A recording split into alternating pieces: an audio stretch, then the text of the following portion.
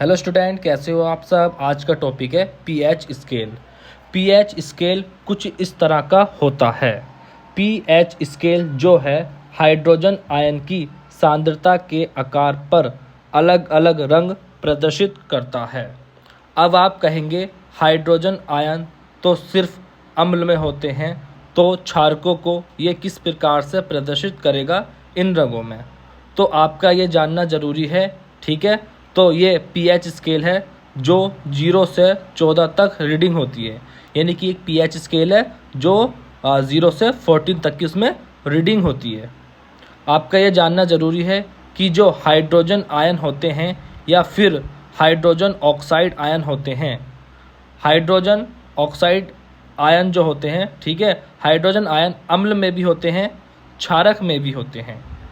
ठीक इसी प्रकार से हाइड्रोजन ऑक्साइड आयन अम्ल में भी होते हैं, क्षारक में भी होते हैं।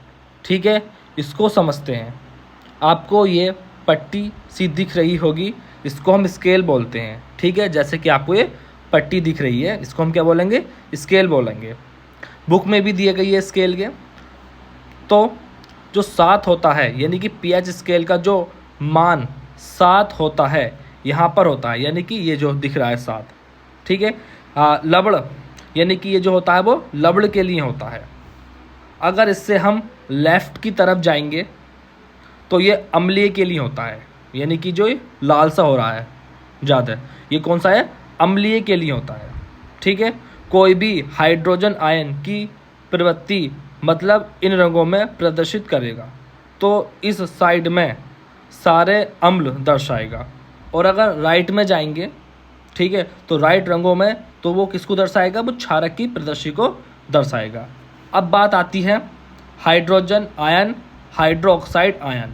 ठीक है, तो क्षारकों को किस तरह से प्रदर्शित करता है। स्केल लेफ्ट में अम्ल आ जाएगा और राइट में क्षारक आ जाएगा। ठीक है, यहाँ पर आप देख सकते हैं नीले वाला हाइड्रोजन आयन है और सफ़ेद वाला हाइड्रोक्साइड आयन है। ठीक है, आपको दिख रहा होगा।